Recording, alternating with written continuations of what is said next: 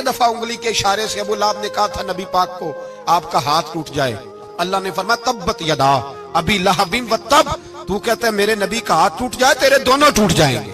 اور سنو ابو لہب کا حال کیا ہو۔ ابو لہب کا معنی ہے ابو لہب شولوں کا باپ، لہب شولوں والا۔ کیا مطلب؟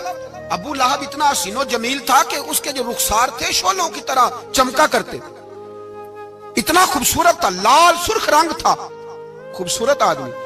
عرب میں جب غربت تھی تو اس کے گھر میں اس وقت بھی 2 اینٹیں سونے کی تھی، اتنا مالدار آدمی اور سردار تھا سارے مکے کا۔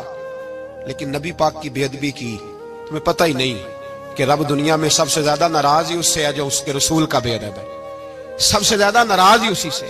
ابو لہب نہ گیا بدر کے موقع پر، ڈر گیا، کہنے لگا میں نے نہیں جانا، مکے میں رہ گیا، نہ گیا جہاد کے لیے، مسلمانوں کے خلاف نہ نکلا۔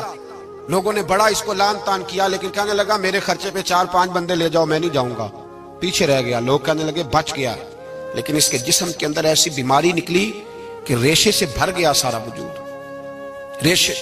اس کے بچوں نے لے جا کے ابو لہب کو پیچھے ایک حویلی تھی مکے کے باہر، اس میں بند کر دیا، چیختا تھا، چلاتا تھا، بند کر دیا اس کو لے جا کے وہاں پیچھے۔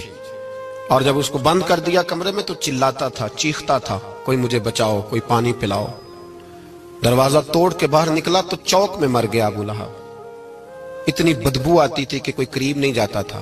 چوک میں لاش پڑی تھی، یہ ہے میت کسی بے ادب کی، منہ دکھانے کے قابل نہیں، ان کے دشمن پہ لعنت خدا کی، رحم پانے کے قابل نہیں ہے۔ چوک میں لاش پڑی ہے، تبت یدا ابی لہب و تب، چوک میں پڑی ہوئی ہے، کوئی قریب نہیں جاتا۔ اس کے بیٹوں سے لوگ جا کے کہنے لگے تمہارا باپ تھا، شرم کرو۔ ایک ملازم کو پیسے دیے اس کے بیٹے نے، کہا گڑھا کھودو اور میرے باپ کو رسی کے ساتھ پکڑ کے اس میں پھینک دو۔ ایک گڑھا کھودا مکے کی گلی میں اور رسی کے ساتھ پکڑ کر، رسی کے ساتھ باندھ کر اس کی ٹانگ کو گھسیٹ کر اس گڑھے میں ڈال دیا، اوپر سے مٹی ڈال دی، بدبو کا وہ ڈھیر بند کر دیا۔ ابو لہب مکے کا سردار تھا، پر جانے کہاں مردود دفن ہے۔